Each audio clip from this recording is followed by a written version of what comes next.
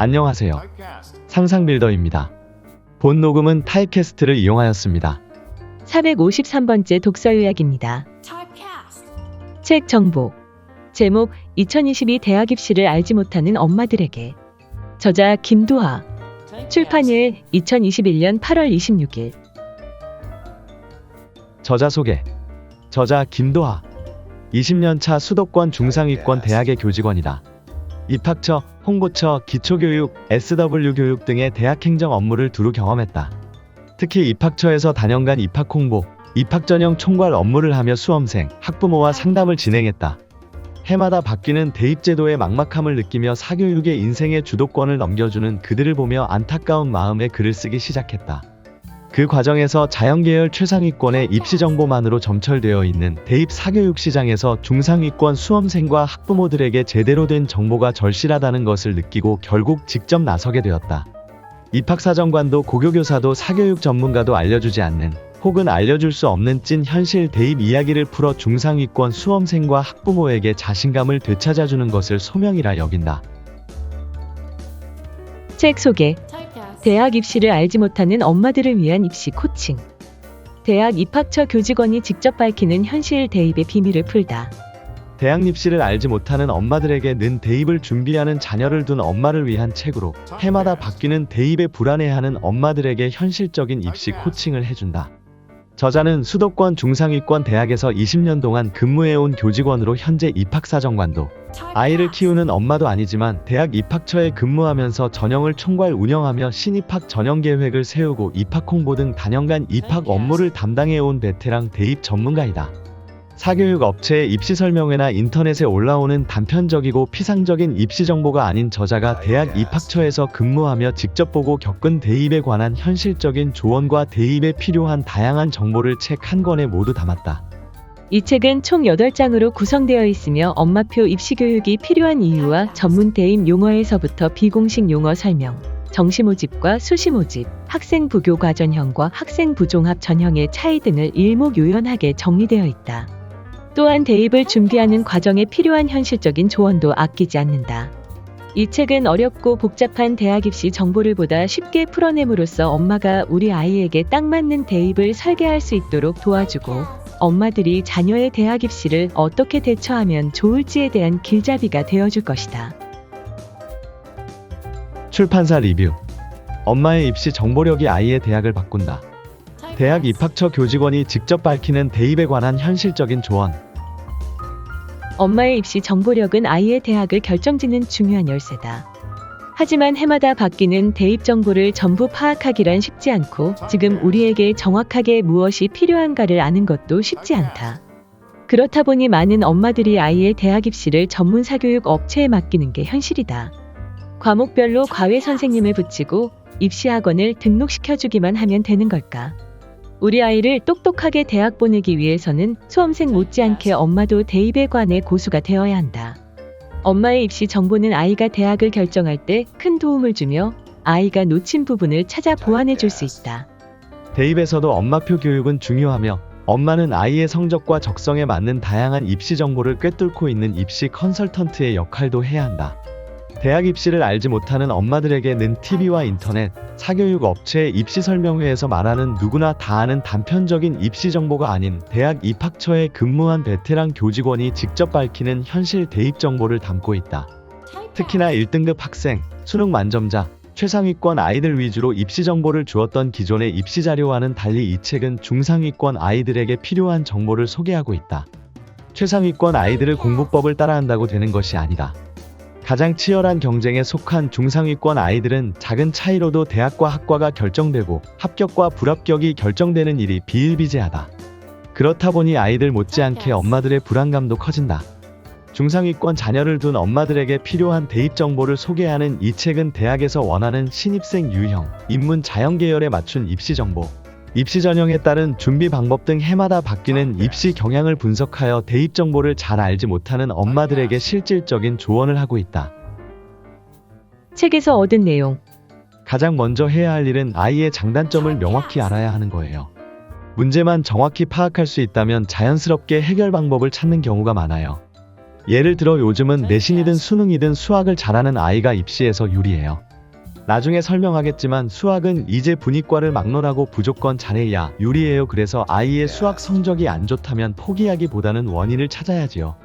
수학 공부에 대한 의지가 없다면 그 이유를 알아봐야겠지요. 흥미를 돋울 수 있는 방법을 찾아보거나 다른 좋아하는 과목을 찾아보는 것이 방법일 수 있지요. 혹은 의지가 있고 열심히 하는데 원하는 만큼 성과가 나오지 않을 수도 있어요. 이유를 찾아야 해요. 여러 사람이 모여 함께 공부하는 것이 불편한 아이라면 혼자 공부하는 시간을 늘려줄 수 있고요. 인터넷 강의를 시작할 수도 있고 자기 주도 학습 방법을 별도로 배워보는 것도 방법이에요. 1대1로 선생님과 의사소통이 필요한 아이라면 개인 과외를 할 수도 있죠. 혹은 무서운 선생님과 공부하는 것이 부담스러운 아이라면 이미 라포가 형성된 수학자라는 지인을 섭외할 수도 있어요. 여러 명이 모여 경쟁하는 분위기를 좋아한다면 레벨 테스트에 합격한 아이만 들어갈 수 있는 유명 학원에 들어가는 것도 방법이에요. 이렇게 아이에게 맞는 방법을 찾아주는 것이 엄마의 역할이에요. 그렇다고 단번에 정확하게 문제를 파악하려고 조급하게 생각하는 것도 금물입니다. 아이 자신도 본인의 장단점을 정확히 모르는 경우가 많아요. 아이와 함께 여러 가지를 시도하며 조금씩 아이의 장단점을 찾아보는 건 꽤 긴 여정이 될 거예요.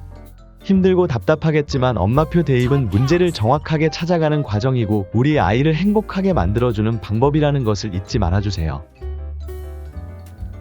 수능 2주 전형 역시 비슷한 상황이 예상되고 있어요. 역시 2028학년도부터 수능 논서 수령 시험이 예고되어 있거든요. 게다가 수능 시험의 모든 과목이 영어 과목처럼 절대평가가 될 수 있다고 예측하는 사람도 있어요. 이렇게 자꾸 변한다는 이야기를 들으면 불안하시죠? 하지만 중요한 것은 바뀌지 않아요. 특히 중상위권이 해야 할 일은 예나 지금이나 똑같아요. 결국 공부를 열심히 하는 수밖에 없어요. 비교과 활동이 대입에 활용되고 중고등학교에 절대평가 과목이 생겼지요. 수시형, 정시형을 미리부터 나누는 것도 현실 고등학교에서는 쉽지 않아요. 왜냐하면 수능 시험이라는 것이 고등학교 교육과정을 잘 거쳤는지를 알아보는 시험이니까요. 최상위권이나 하위권은 수능과 내신이 차이나는 경우가 꽤 있지만 중상위권은 대부분 수능과 내신의 성적이 비슷해요. 아무리 고등학교 교육과정이 변하고 대입제도가 변한다 해도 중요한 것은 변치 않아요. 잊지 마세요. 포인트. 고등학교 교육과정 대입제도가 변한다고 해서 대학의 평가 방식이 송두리째 바뀌지 않는다. 예나 지금이나 중요한 것은 똑같다. 특히 중상위권은 공부를 잘하면 된다. 너무 달려 빨리 번아웃되는 아이들. 혹시 대이병이란 말을 들어보셨나요? 중2병이란 말에서 유래된 신조어입니다. 불확실한 미래에 대한 고민에 빠져 방황하는 청춘들의 증상을 일컫는 말인데요. 주로 대학교 2학년이 되면 많이 겪는 현상이라고 합니다. 정시가 주된 입시였을 때는 고등학교 1학년, 2학년 때 공부를 못했더라도 고3부터 모의고사 성적이 쑥쑥 올라가는 아이들도 꽤 있었습니다. 그들은 원하는 대학에 들어가는 경우가 많았어요. 좋았다는 의미가 아니라 지금 현재의 자리에서도 다시 시작해도 충분히 미래를 바꿀 수 있었던 시절이었다는 거지요. 두 번째 기회는 마음만 먹으면 누구나 얻을 수 있었어요. 그런데 지금은 두 번째 기회를 얻는 것이 쉽지 않아요. 당장 중학교부터 내신 전쟁입니다. 특목고를 가려면 관련 과목은 모두 A를 받아야 합니다. 필기나 면접 시험을 따로 보는데도 불구하고 학생부가 좋아야 합니다. 심지어 비교과도 본다고 해요. 그렇게 입학한 고등학교는 더욱 경쟁이 치열해요. 학교 생활의 모든 평가가 학생부의 기록으로 남아있어요. 다 지우고 새롭게 시작할 수가 없어요. 늘 긴장감을 늦출 수가 없어요. 함께 공부하는 친구들이 경쟁자예요. 한 명이라도 더 제쳐야 내 등급이 올라가는 분위기에서 3년을 치열하게 보내며 살아남아 대학에 온 아이들입니다. 대이병의 주된 원인은 남보다 못한 것 같다. 근데 그 이겨야 할 남이 누군지 정확히 모르겠다 정도로 요약할 수 있어요. 고등학교 때까진 명확하게 내가 남보다 어느 정도 잘하는지 못하는지를 알 수 있었어요. 게다가 대학 가기라는 목표도 명확했지요. 그런데 대학생이 되니 목표가 명확치가 않아요. 왜냐면 대학에 가는 것이 최종 목표인 것처럼 살아온 시간이 최소 6년이니까요. 심지어 대학에 입학하고 나면 학교 선생님도 학원 선생님도 없고 부모님도 알아서 하라고 합니다. 갑자기 아무도 돌봐주는 사람이 없어요. 중요한 것을 집어주는 학원도 없고 스스로 미래를 계획을 세워나가라고만 합니다. 게다가 내 경쟁자가 누구인지 알 수도 없는 거죠. 일단 학점은 잘 받아야겠으니 그동안처럼 열심히는 하는데 취업이라는 어렴풋한 목표만 있으니 동기부여가 떨어집니다. 토익도 공부하고 컴퓨터도 배우고 봉사활동도 하느라 분주하게 열심히는 하는데 대체 누가 나의 경쟁자이고 누굴 이겨야 할지 정확히 모르니 동기부여가 잘 되지 않습니다. 고등학교 때까진 쉰다는 옵션 자체가 없으니 그냥 달렸습니다. 그런데 대학에 입학하니 주변에서도 한 번쯤 쉬면서 생각해도 된다고 합니다. 쉬면서 진짜 생각이라도 하고 돌아오면 다행이지만 대부분 아르바이트를 하거나 여행을 갑니다. 그리고는 시간만 낭비했다면서 대부분 후회합니다. 그리곤 다시 원래 자리로 돌아가서 학점이나 스펙을 만드느라 분주한 일상을 보냅니다. 대기업이나 공기업에 원서를 넣고 떨어지고 하면서 그렇게 살아갑니다. 많은 사람들이 대입영을 자연스럽고 당연한 성장통 정도로 여기고 있습니다. 하지만 제가 보기엔 중학 시절부터 남과의 경쟁을 치르면서 쉬지 않고 달려가느라 지쳐버린 와중에 나의 경쟁자가 모호해지니 동기부여까지 약해져서 생기는 번아웃 증상입니다. 그 지쳐버린 몸과 마음을 휴학기간 동안 일상에서 떨어져 원상복귀 시키는 거죠. 시간 낭비처럼 보이는 휴학기간이 사실은 회복기인 거죠. 하지만 인생의 황금기인데 그 시간들이 아쉽긴 합니다. 가능하면 안 걸리는 게 좋겠죠. 대입영에 안 걸리고 넘어갈 수 있는 방법은 간단합니다. 목표를 명확하게 잡으면 됩니다. 단순히 남보다 잘하는 것을 목표로 잡을 게 아니라 나만의 명확한 삶의 비전과 목표를 세우면 됩니다. 목표가 뚜렷하면 남과의 비교가 사실상 힘들고 무엇보다 경쟁자가 없으면 오히려 동기부여가 약해지는 삶에서 벗어날 수 있습니다. 수시 모집과 정시 모집. 이름에서 알 수 있듯 수시는 원래 입시에서 보조적인 역할이었어요. 정식 대학 입학 시험인 수학 능력 시험의 잣대로는 가늠하기 어려운 능력을 가진 틈새 시장의 아이들에게 대학 입학의 기회를 주는 것이 목적이었지요. 재외국민과 외국인 특별 전형, 농어 천학생 특별 전형 등과 비슷하게 만든 거라 보면 됩니다. 다만 특별한 자격 기준이 아닌 성적 외의 능력을 보겠다는 의미였어요. 초기에는 정시가 대부분이었기 때문에 수시 모집은 대학별로 좀 더 다양한 방식으로 학생을 선발했어요. 외국어 능력만으로 선발하거나 면접만으로 선발하기도 했어요. 현재의 특기자 전형이 수시 모집의 선조격이라고 생각하면 돼요. 이제는 이름과는 달리 수시가 주된 전형이 되었고 정시는 보조하는 역할을 하게 되었죠. 무엇보다 학생부를 대입의 잣대로 활용하는 전형의 비중이 계속 높아지고 있어요. 우리나라 교육제도가 완전히 뒤바뀔 만큼 큰 계기가 생기지 않는 이상 이 기조는 바뀌지 않을 것 같아요. 정시에서도 학생부 정성평가를 포함하려는 움직임이 생기기 시작했으니까요. 그럼 전형별로 자세히 알아볼게요. 학생부 교과 전형. 2022학년도부터 학생부 교과 전형이 학교장 추천 전형으로 많이 변경되었어요. 이미 사교육 시장에선 학추라는 줄임말을 사용하고 있어요. 추천 전형이니만큼 대학별로 추천 인원이 정해져 있는 경우가 대부분이에요. 고등학교에서 추천서를 받기 위해 미리 경쟁을 하니 오히려 대학에서의 경쟁률은 낮아질 가능성이 높아요. 고등학교에서는 등급에 따라 대학별 선호도에 따라 추천서 개수를 조절하겠지요. 그러니 상대적으로 졸업생, N수생은 분리할 수 있어요.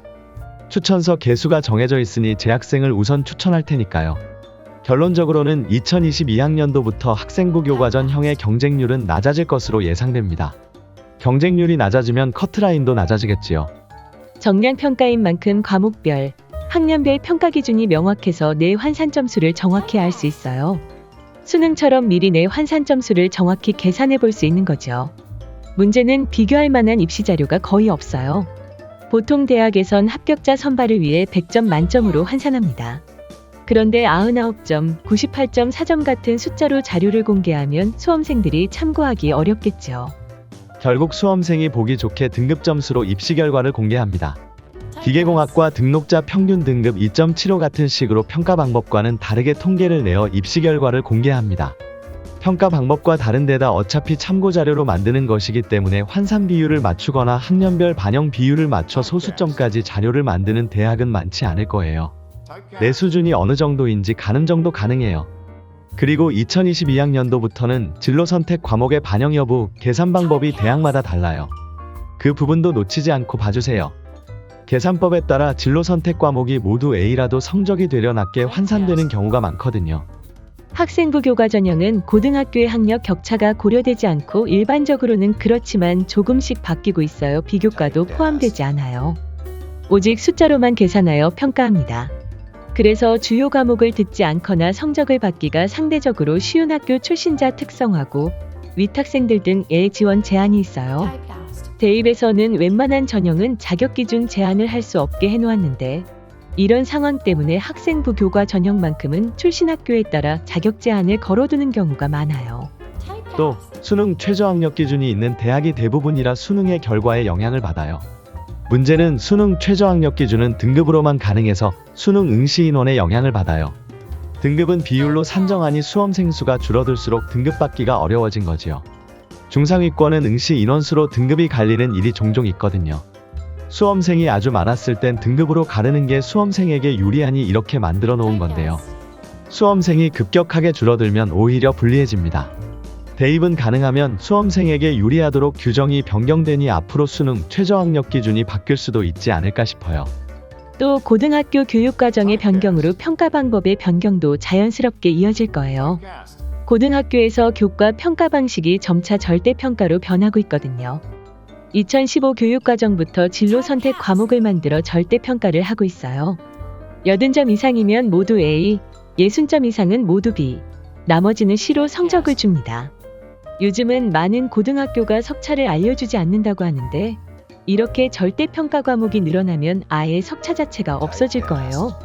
2025학년도 고1 학생부터는 대부분 절대평가 과목이 될 예정인데요. 학생부교과 전형이 지역 균형 선발 전형이 되면서 점차 인원을 늘려가는 분위기 속에서 평가 방법이 어떻게 변할지 궁금하네요. 학생부 종합 전형. 대입의 다양성, 대학의 자율성을 높여준 전형이에요. 줄임말로 학종이라고 불러요. 양날의 검을 가진 전형이죠. 다양성, 자율성 존중이 반대로 불확실성을 높여놨어요. 학생부 종합 전형은 말 그대로 학생부를 종합적으로 평가하는 전형입니다. 그리고 좀 더 명확히 표현하자면 숫자로 표현되지 않은 수험생의 성과를 숫자로 변경해 순위를 매기는 전형이에요. 평가자들의 손에 모든 것이 달려있는 전형이죠. 초기에는 증빙서류, 교사 추천서, 고교 프로파일, 자기소개서, 학생부 교과, 비교과를 모두 봤어요. 그러다가 위에 순서대로 하나씩 없어집니다. 해가 거듭될수록 제출 자료가 과도해졌거든요. 증빙서류가 A 사용지 박스 분량으로 오기 시작했어요. 그래서 15매 이하라고 제한을 하니 양면 인쇄, 축소 복사를 하는 사례가 늘었습니다. 해마다 새로운 사례가 생기면서 규정을 잘 지키는 아이들이 상대적으로 불리해졌고 결국 증빙서류를 전면 없앴습니다. 교사 추천서는 어땠을까요? 당연히 좋은 이야기만 있어요. 변별은 전혀 되지 않으면서 교사 업무가 과중된다는 의견이 많아 체크 박스 형식으로 만들었는데 더 변별이 되지 않았어요. 그래서 대부분의 학교가 교사 추천서도 폐지했어요. 그러다가 2021학년도부터 고교 프로파일이 없어졌죠. 자기소개서는 기재금지 항목이 점점 늘어가고 있고 2022학년도부터는 문항이 4개에서 3개로 줄었어요. 글자 수도 축소되었어요. 2024학년도 입시부터는 자기소개서가 아예 없어질 예정이에요. 학생부도 비슷해요. 기재가 안 되는 내용, 대학에 제공되지 않는 내용이 점차 늘어가고 있어요. 그럼 교과의 중요성이 높아지겠죠. 게다가 내신의 절대평가 과목 비율이 높아질수록 학생부 종합 전형만큼 적당한 평가 방법이 없겠죠. 또 하나의 특징은 합불 여부를 어느 누구도 미리 점치기가 어려워요. 과목별, 학년별로 내신을 어떻게 반영하는지 같은 기준이 없어요. 대학별 고사라는 단어를 설명했는데 학생부 종합 전형은 거기에서 한 걸음 더 나아가 평가자별 고사라고 해도 과언이 아닐 만큼 평가자마다 다르게 평가하는 전형이에요. 그래서 가고 싶은 대학의 입학사정관에게 1:1 입시 상담을 받고 그 조언을 그대로 다 따랐다고 해서 합격이 보장되는 건 아니에요. 어차피 평가자가 다르면 결과가 다를 가능성이 높거든요. 아니 우연찮게 상담받은 입학사정관에게 평가를 받았다 해도 평가 당시의 마음과 입시 상담할 때의 마음이 다를 수 있어요. 그러니 본인의 소신이 가장 중요한 전형이에요. 학생부 종합 전형의 변수는 평가자뿐이 아니에요. 면접이 있는 전형은 면접으로 합불이 갈리는 경우가 많으니까요. 하지만 코로나19로 2021학년도부터 비대면 면접을 많이 치르는 바람에 면접의 비중이 많이 줄었습니다. 특히 녹화한 파일을 온라인에 업로드하는 면접은 부정행위의 여지가 많아 통과, 실패 형태로 밖엔 쓸 수가 없어요. 대면 면접을 하더라도 마스크나 페이스실드를 하고 면접을 하다 보니 의사소통이 쉽지 않았죠. 이런 영향으로 면접의 중요성이 꽤 낮아지긴 했지만 여전히 변수가 많은 것은 학생부 종합 전형의 특징입니다. 학생부 종합 전형에서는 옆 친구가 다 경쟁자예요. 가장 큰 단점입니다. 내신은 상대평가인데 옆 친구를 이기지 않으면 내신을 잘 받기 어렵지요. 그래서 고등학교 내내 늘 긴장하며 일상을 보내야 해요. 물론 안 그런 아이들이 많지만 마음 깊은 곳에선 내 경쟁자라는 생각을 안 할 수가 없는 구조예요. 심지어 다 같이 시험을 잘 봐서 만점이 4%를 초과하면 그 과목의 1등급이 없어집니다. 100점을 받아도 2등급이 되는 거지요. 다 같이 열심히 잘하는 게 오히려 단점이 되는 거예요. 그러니 다 같이 잘하는 게 오히려 이상한 전형이 학생부 교과, 종합 전형입니다. 학원반 가도 다른 학교 친구들과 더 어울린다고 하네요. 그게 아이들도 마음이 편하니까요. 모든 전형이 그렇겠지만 학생부 종합 전형은 고등학교 생활을 내내 열심히 해야 합니다. 학생부에 담겨있는 모든 내용이 다 평가에 반영되니까요. 그래서 학교 생활 내내 한시도 긴장을 늦출 수 없어요. 수행은 내신에도 포함되고 세탁에도 반영되니까 진짜 열심히 합니다. 특히 지필고사가 부족하다 싶은 학생들은 수행으로 어떻게든 메꿔보려고 더 열심히 합니다. 장기전에 강한 학생이 유리한 거죠. 한번 망친 시험은 다시 원상복구가 되지 않고 다음 기회란 없어요. 그래서 학군지 아이들은 고등학교 때 사춘기를 겪는 애들이 거의 없다고 해요. 감정 기복이 있으면 안 된다는 것을 본인도 잘 알고 있으니까요. 학생부 종합 전형의 경우 대부분 수능 최저학력 기준이 없어요. 그래서 수능 시험에 영향을 덜 받아요. 요즘은 수능 응시 인원이 점차 줄어 등급받기가 상대적으로 어려워지고 있어요. 그렇다 보니 장점이 될 수 있지요. 하지만 반대로 수능 최저가 있는 것이 더 유리한 아이라면 단점이라고 생각할 수도 있지요. 보통 증상위권은 수능이나 내신이 비슷한 경우가 많아서 무조건 부담 없다고 좋아할 게 아니라 수능 최저 유무가 우리 아이에게 유리한지 불리한지 잘 살펴보면 좋겠어요. 논술 전형. 대부분의 대학이 인문계열, 자연계열로 나눠 두 종류의 논술고사만 진행합니다. 자연계열은 수학만 나오는 경우가 대부분이에요. 학생부 종합 전형에 비하면 학과 선택에서도 자유로워요. 그럼 논술 준비는 어떻게 할까요? 기출문제, 예시문제를 풀어보면 됩니다. 대학마다 입학처 홈페이지에 들어가면 기출문제, 예시문제 설명 동영상 등이 공개되어 있어요. 원하는 대학을 미리 정해놓고 확고하게 밀고 나간다면 1에서 2학년 때부터 그 문제들을 열심히 풀어보고 모범 답안도 연구해보면 됩니다. 미리 대학을 정하지 않았다면 원서 접수 전 10개 대학 정도를 추려 기출문제와 예시문제를 풀어본 후 나에게 맞는 문제가 나오는 대학에 지원하면 됩니다. 아무리 기출문제라도 올해 또 비슷하게 나오란 보장이 있냐고요? 있습니다. 논술고사는 사교육 영향평가라는 걸 받아서 고등학교 교육과정에서 벗어난 문제를 출제할 수 없어요. 그러니 고등학교 교육과정 안에서만 문제를 출제해야 하는데 출제위원을 할 수 있는 사람 중에 고등학교 교육과정을 완벽하게 파악할 사람이 흔치는 않아요. 결국은 비슷한 사람이 문제를 냅니다. 그리고 워낙에 입시가 중요한 이슈니 파격적으로 변화를 주긴 어렵습니다. 그러니 기출문제, 예시문제가 아주 중요해요. 여러 대학 논술 문제를 두루두루 푸는 건 실제 시험 준비에는 별 도움이 안 됩니다. 논술은 대학별 고사니까요. 공통된 기준이 없어요. 그 대학 평가 방법에 특화된 학생을 선발하는 전형이에요. 그니까 아이에게 맞는 논술 문제를 내는 학교를 미리 알아보고 지원하는 게 정말 중요해요. 수험생들 사이에서는 논술 전형이 로또 전형이라는 말까지 돌고 있는데요. 일면 맞지만 일면 틀린 말이에요. 준비하면 승산이 있거든요. 특히 3등급대의 학생들은 공부를 열심히 하는 학생이니 미리 준비하면 됩니다. 아이에게 맞는 논술 문제를 찾는 것이 우선이에요. 또 논술은 수시모집에서 유일하게 학생부의 반영 비율이 낮은 전형이에요. 그래서 정시를 위주로 대입 준비를 하는 수험생들이 선호하는 전형이에요. 보통 3등급 중후반 정도면 학교에서도 학원에서도 논술 준비를 해라, 수능에 집중해라 같은 조언을 듣습니다. 그 말은 결국 학생부로는 수시모집에 합격하기 어렵다는 의미로 연결되어 아이와 엄마가 상처를 받기도 하지요. 공부 못하는 학생의 의미로 받아들여지고 있거든요. 하지만 반대로 생각해보면 학생부가 그다지 좋지 않은 학생도 수시에 합격할 길을 열어준 것이죠. 논술고사는 수능 시험 이후에 치르는 학교가 많아요. 대부분 정시러들이 지원하니까요. 그래서 수능 최저학력 기준을 대부분 걸어놓았어요. 논술고사는 대부분 주말에 진행됩니다. 워낙에 응시 인원이 많다 보니 평일에 치르면 대학이 그날 일상 업무는 포기해야 하거든요. 그래서 수시모집요강 발표 전에는 테트리스 하듯 대학들끼리 논술고사 날짜를 겹치지 않게 잡느라 눈치 싸움이 격하게 이뤄집니다. 날짜가 같더라도 개 열 정도는 구분되어 가능하면 수험생들이 여러 대학에 시험 볼 수 있게 해줍니다. 수능 위주 전형.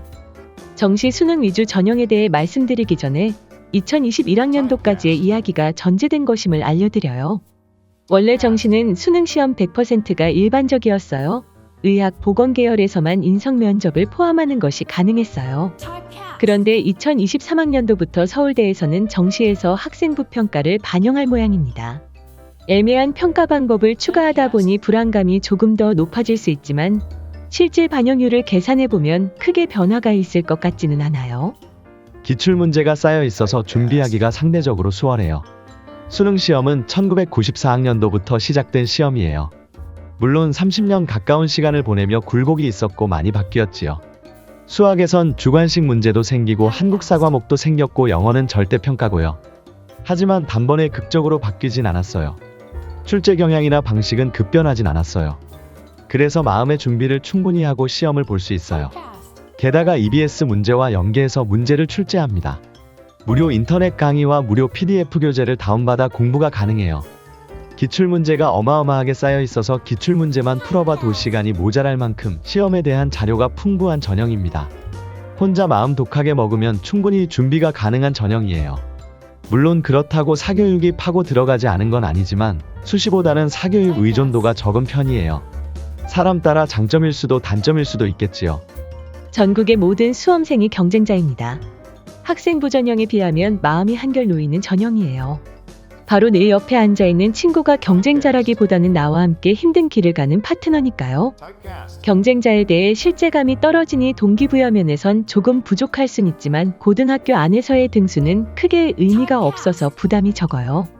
사실 학생부 전형이 이렇게 중심이 되기 전까진 이런 부분이 단점이었어요. 보통 고3 3월 말에 보는 첫 모의고사까지는 수험생활에 대한 실제감이 거의 없었으니까요. 현실을 인식 못하고 허황된 대학을 꿈꾸고 있는 경우가 대부분이었으니까요. 그런데 이젠 그런 일이 거의 없어요. 아이들은 고등학교에 입학하면서부터 치열한 내신 경쟁을 매 순간 겪고 있고 그 과정을 통해 현실과 타협을 해온 시간이 길었으니까요. 그리고 진로 탐색을 하면서 대학과 학과를 미리 정하는 경우도 많으니까요. 그리고 한 번의 시험으로 결정됩니다.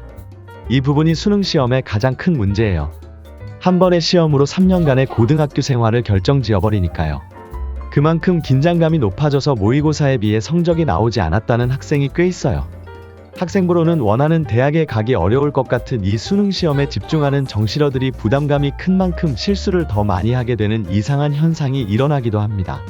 수능 시험은 학생부처럼 아주 오랜 기간 조금씩 축적해 나가는 방식이 아닌 단 한 번 모든 역량을 끌어내어 결과를 보여주는 것이라 누군가에게는 장점으로 누군가에게는 단점으로 작용해요.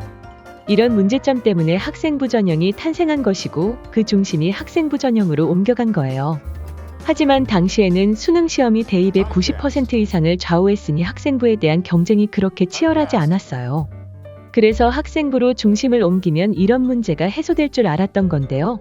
실제로 시행해보니 학생부 경쟁이 더 치열한 거예요. 그냥 공부만 하면 되는 것이 아니거든요.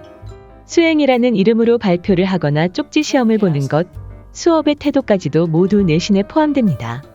그러다 보니 아이들의 일상 자체가 입시로 점철되어 버렸어요. 그래서 1년에 단 한 번의 시험으로 승부를 본다는 수능의 단점이 갑자기 장점이 되었습니다. 한두 번 모의고사를 실수해도 다시 리셋할 수 있으니까요. 그래서 N수생 경쟁자가 많은 전형입니다. 학생부 전형은 몇 년 공부를 더 한다 해도 내 수험 자료는 변하지 않으니 재수, 삼수를 하기가 쉽지 않거든요. 하지만 수능 시험은 학생부도 거의 반영되지 않는 데다 1년 더 열심히 공부하면 뭔가 이룰 수 있을 것 같으니 N수생들이 지원을 꽤 많이 합니다. 그리고 학생부가 없는 검정고시 출신자들도 많이 포함되어 있어서 경쟁 인원이 좀 더 늘어나죠. 사교육에 아이를 맡기는 것이 현실적으로 어쩔 수 없다는 것은 충분히 이해합니다. 하지만 주도권까지 넘겨주지는 마세요. 아이와 엄마가 사교육을 선택하는 거예요. 사교육 업체에서 아이에게 완벽하게 딱 맞는 교육을 알아서 잘 시켜주고 최상의 선택을 하게 도와줄 거라는 생각은 과도한 낙관주의예요. 분명 엄마가 관여해야 할 부분이 있어요. 일일이 다 간섭해야 한다는 의미는 아니지만 관심 있게 지켜보고 상담에 능동적으로 참여하는 것이 좋아요. 학생부 종합 전형에서는 입시 정보를 많이 아는 게 아무것도 모르는 것보다 못할 수 있어요. 학생부 종합 전형은 평가자별로 결과가 완전히 달라질 수도 있는 전형이니까요. 학생부 종합 전형 평가를 직접 참여했다는 입학사정관 혹은 컨설턴트가 해주는 이야기가 온라인에 많이 등장해요. 동영상도 있고 자료로도 많이 돌아다녀요. 최근까지 평가를 직접 했거나 명문대에 합격하는 데 도움을 주었다는 이야기가 아주 많아요. 모두 사실이에요. 그렇다고 그 이야기를 무조건 일반화하는 건 금물이에요. 단 한 명의 사례가 대부분이니까요. 평가자 개인의 잣대입니다. 사교육에서 컨설팅 받는 것이 잘못된 것이 아니라 컨설팅에서의 범위를 설정해 주셔야 해요. 컨설팅에서는 합격 가능성을 예측해 주는 곳이지 대학 입학을 책임져 주고 결정해 주는 곳이 아니잖아요. 사교육 업체에서는 내 아이의 미래를 생각하며 모든 것을 고려해 답변을 줄 순 없어요. 물어보는 것에 대한 답변만 해줄 뿐이지. 사교육에서 추천해주는 대학의 상향, 소신, 안정 중 어느 범위인지 정하는 건 아이와 엄마의 몫입니다. 최종 결정도 아이와 엄마의 몫입니다. 중3부터 우리 아이 입시 준비하기. 우리 아이 대학 입시는 언제부터 알 수 있을까요? 중학교 때부터 가능해요. 교육부 홈페이지에 우리 아이의 대학 입학 시기에 맞춰 검색하면 정보 유무를 알 수 있어요. 보통 아이가 중3일 무렵 8월 말이나 11월 말경에 4년 후 대입 정책의 큰 틀을 발표합니다. 예를 들면 2021년 8월 현재 아이가 중3이라면 2025로 검색하면 우리 아이 대입 무렵의 계획이 나옵니다. 보통 교육부 홈페이지 중 정책 혹은 뉴스 홍보 메뉴에 정보가 올라가 있어요. 그리고 이 모든 자료는 보도자료와 함께 공지되는데요. 보도자료를 먼저 읽어보면 무엇을 강조하는지, 의도가 무엇인지 미리 알 수 있어요. 그런데 이는 고등교육법상에 명시된 것이 아니라 큰 변화가 있을 때만 공지를 해요. 예를 들어 2020년에는 8월에도 11월에도 아예 자료가 없었어요. 코로나19의 영향도 있었지만 2019년 11월경에 공정성 관련 이슈가 많아서 변화한 것이 많았거든요.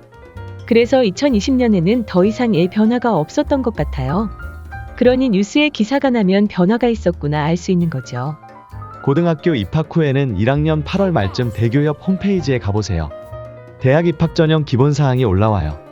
대학 입학 전형 기본사항은 대학에 제공되는 책자인데요. 2년 후 입시 설계를 위한 지침서라고 생각하면 돼요. 대학을 위주로 제작한 책자이긴 하지만 미리 읽어보면 대입이 어떻게 구성되는지 이해할 수 있을 거예요. 특히 우리 아이 입시 일정이 정확히 나와 있으니 일정만 확인하셔도 됩니다. 교육부 홈페이지에서도 볼 수 있어요. 보도자료도 잊지 마시고요. 고등학교 2학년이 되면 4월 말쯤 각 대학의 홈페이지에 올라온 대학 입학 전형 시행계획을 확인하세요. 이미 그때는 가고 싶은 대학과 학과의 범위를 결정했을 텐데요. 원하는 대학 전체적으로 어떻게 입시를 진행하겠다는 전체적인 계획과 모집 인원, 수시 정시 비율, 선발 방법, 자격 기준이 간략하게 나와 있어서 간단하게 읽어보기 좋아요. 대학별로 공개해야 하는 항목이 정해져 있어서 한 대학 자료만 꼼꼼하게 보면 다른 대학 자료 읽는데도 도움이 될 거예요. 고등학교 3학년이 되면 수시와 정시 정보가 중요해지죠. 4월, 8월쯤 대학 홈페이지에 수시, 정시 모집 요강이 공개됩니다. 수시, 정시로 나눠져 있는데요. 자세히 나와 있어서 부피가 있지만 꼭 읽어봐야 해요. 관심 있는 모든 대학의 모집 요강은 꼭 읽고 가능하면 3회독 이상을 추천해요. 아이와 자기소개서를 써보세요. 자기소개서는 보통 취업이나 대입, 고입에서나 쓰지요. 꼭 써야 할 상황이 아니라면 혼자 쓰는 일이 많지 않아요. 읽어줄 대상이 있어서 그에 맞춰 자기소개서를 쓰는 게 아주 당연한 거지요. 달리 생각하면 진로 설정의 과정 중 하나로 자기소개서를 써보는 것도 좋은 방법이에요. 아이의 자기소개서를 함께 써도 좋지만 아이와 엄마가 같이 앉아서 아이는 아이 것을 쓰고 엄마는 엄마 것을 써보는 것을 추천해요. 자기소개서를 쓰며 자연스럽게 자신을 돌아볼 수 있거든요. 잔소리를 하는 것보다 몇 배의 효과를 얻을 수도 있어요. 시작은 편하게 자신의 장단점, 잘하는 것, 못하는 것, 좋아하는 것, 싫어하는 것, 하고 싶은 것, 하기 싫은 것들을 차례로 써보는 거예요. 몇 줄로 끝내면 안 돼요. 자기소개서의 기본은 구체적인 에피소드잖아요. 단순히 착하다, 좋았다 같은 말로 마무리 짓는 건 의미 없어요. 모든 이야기의 사례를 하나 이상씩 쓰고 그 당시 느낀 점과 그 이후 달라진 점이 무엇인지를 꼭 쓰도록 하는 거지요. 시간과 분량을 정해서 써보세요. 그럼 더 집중하게 될 거예요. 다 쓴 후 서로 교환해 본다면 아이도 엄마를, 엄마도 아이를 조금 더 이해할 수 있지 않을까요? 이 과정에서 가장 큰 소득은 본인을 돌아볼 수 있는 기회를 가질 수 있다는 것, 그리고 덤으로 글쓰기 연습도 하는 거죠.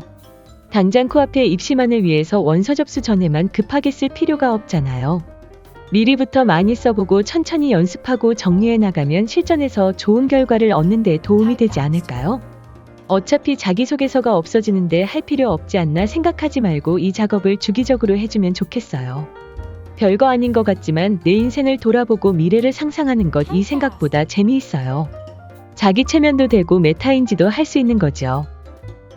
포인트. 진로 탐색을 머릿속으로 생각만 하지 말고 글로 써보는 것이 중요하다. 주기적으로 이런 시간을 아이와 함께 보내는 루틴을 만들어보자. 정시 대학 선택 시 고려할 것. 충원 합격 발표를 할 때 2중, 3중으로 대학을 등록하고 결정을 내리지 못하는 수험생들이 종종 있어요. 정상적이라면 원서를 쓸 때 대학 선택에 고민이 끝나 있는 게 맞아요. 대학을 선택할 때는 보통 이런 기준으로 선택해요. 예를 들어 정시의 경우 1순위는 충원 마지막 정도에 합격할 만한 아슬아슬한 대학분답고 들어간다고 표현하지요. 2순위는 충원이 의뢰 도는 범위 안에서 합격권인 대학, 3순위는 최초로 합격할 만한 대학을 선택하지요. 보통 상향, 소신, 안정권이라고 표현해요. 대학 선택은 이렇게 원서 접수 시기에 완료가 되어 있어야 해요. 합격 발표가 시작되면 안정 지원한 3순위 대학에서 최초 합격 발표를 듣고 등록을 합니다. 충원 합격 발표 기간 중에는 2순위 대학에서 합격 발표를 듣고 3순위 대학을 취소하고 2순위 대학을 등록합니다. 그리고 마지막 날까지 1순위 대학을 기다려보는 거지요. 이렇게 원서 접수를 해놓으면 어느 대학에 등록할까 고민할 이유가 없습니다. 합격 발표가 나면 바로 등록 취소를 할 수밖에 없게 미리 정리를 해놓고 시작하는 게 정석이에요. 그런데 사교육 컨설팅을 받으면 합격권 몇 개 대학, 몇 개 과를 추천해 주잖아요. 그 대학 3개를 그냥 접수하는 경우가 많아요. 요즘은 특히 사람에게 직접 컨설팅을 받지 않고 프로그램을 통해 결과로 나오니 더욱 이런 경우가 많아졌어요. 합격 예상 대학이니 당연히 점수가 비슷비슷한 대학이죠. 결국 붙으면 3곳을 다 붙고 떨어지면 3곳을 다 떨어지는 거죠. 그리고 다 붙은 학생들이 어떤 대학을 등록해야 하나 원서 접수할 때보다 더 고민을 하게 되는 거예요. 이 대학은 비전이 있고 저 대학은 대중교통이 편리하고 그 대학은 학과가 좋아 보이고 등등 그제야 장단점을 따져가며 계속 고민을 합니다. 왜 전국의 모든 대학을 선택할 수 있었을 때는 이렇게 요모조모 따져보지 않고 이렇게 딱 2-3개의 선택권이 생기니 그때야 비로소 따지는 걸까요? 결국 이런 일은 사교육에서 해주는 컨설팅의 주도권을 뺏길 때 일어나는 거지요. 사교육에서 컨설팅 받는 것이 잘못된 것이 아니라 컨설팅에서의 범위를 설정해 주셔야 해요. 컨설팅에서는 합격 가능성을 예측해주는 곳이지 대학 입학을 책임져주고 결정해주는 곳이 아니잖아요. 사교육업체에서는 내 아이의 미래를 생각하며 모든 것을 고려해 답변을 줄 순 없어요. 물어보는 것에 대한 답변만 해줄 뿐이지요. 사교육에서 추천해주는 대학의 상향, 소신, 안정 중 어느 범위인지 정하는 건 아이와 엄마의 몫입니다. 최종 결정도 아이와 엄마의 몫입니다. 책임은 아이만 지는 거고요. 잊지 말아주세요. 한순간이라도 주도권을 넘기는 것은 금물입니다. 포인트. 대학 선택은 원서 접수 시에 이미 정해져야 한다. 합격 발표 후 선택을 고민하지 말자. 특히 사교육 업체의 대학 선택에 주도권을 넘기면 안 된다. 결국 마지막의 결과를 감당해야 할 사람은 아이라는 것을 잊지 말자. 에필로그. 초등학교 저학년까지는 엄마표 교육이 살아있습니다. 한글 떼기부터 숫자 교육, 영어 교육, 독서 교육 등등. 책류가라는 말이 있을 정도로 초등학교 저학년까지는 사교육이 있긴 하지만 엄마들이 직접 교육하는 경우도 많습니다. 하지만 초등학교 고학년만 되어도 대부분의 학부모들은 사교육의 모든 권한을 위임합니다. 대부분이 학원에 다니고 학원에서 진학, 진로 상담을 받습니다. 그렇다고 엄마들이 아예 손 놓고 가만히 있어서 사교육에 대입을 일임하는 것도 아닙니다. 사교육이나 학교에서 하는 설명회에 참석하고 인터넷을 검색하면서 대입 정보를 열심히 공부합니다. 당장 무엇을 해야 할지 알 수 없을 뿐입니다. 이렇게 열심히 대입을 공부하면 공부할수록 어렵고 힘든 것 이꼬르 대입이라는 생각만 커질 뿐입니다. 왜냐하면 가장 많이 떠돌아다니는 정보는 서울대 입시 결과, 의대 입시 결과 같은 자연계의 최상위권 학생들에 대한 이야기니까요. 인문계 아이들도 해마다 대학에 진학합니다. 중상위권 아이들도 대학에 진학합니다. 어찌 보면 중상위권 아이들이 가장 경쟁이 치열한 구간에 놓여 있습니다. 작은 차이로도 대학과 학과가 결정되고 심하면 합불도 결정되는 일이 비일비재하니까요. 오히려 이 아이들에게 그들만의 대입 정보가 더욱 필요합니다. 최상위권을 따라하다 보면 저절로 잘 될 수도 있지만 아닐 수도 있습니다. 결국 우리 아이에게 정말 중요한 것이 무엇인지 정확히 파악하는 것이 필요한 것이 요즘의 대입입니다. 그래서 엄마표가 꼭 필요한 분야가 대입입니다. 코로나 사태로 온라인 학습이 일반화되면서 자기주도 학습과 자기조절 능력이 정말 중요해졌죠. 엄마표 대입의 기본은 자기주도 학습이라고 생각합니다. 그러려면 엄마도 입시에 대한 공부, 우리 아이에 대한 공부를 스스로 해 나가는 연습을 해야 합니다. 그 과정에 조금이라도 보탬이 되고 싶습니다. 제 글의 목적은 엄마의 불안감을 줄이는 것입니다. 불안감만 줄어들어도 시야가 넓어집니다. 해결할 문제가 무엇인지 명확히만 알고 있어도 불안감이 줄어듭니다. 해결할 문제가 무엇인지 파악하면 해결 방법은 보다 쉽게 찾을 수 있습니다. 그 문제를 파악하는 것에 제가 도움이 된다면 좋겠습니다. 제 글로 대한민국 엄마의 불안이 1%라도 줄어든다면 바랄 게 없습니다. 이상으로 독서 요약을 마치겠습니다. 감사합니다.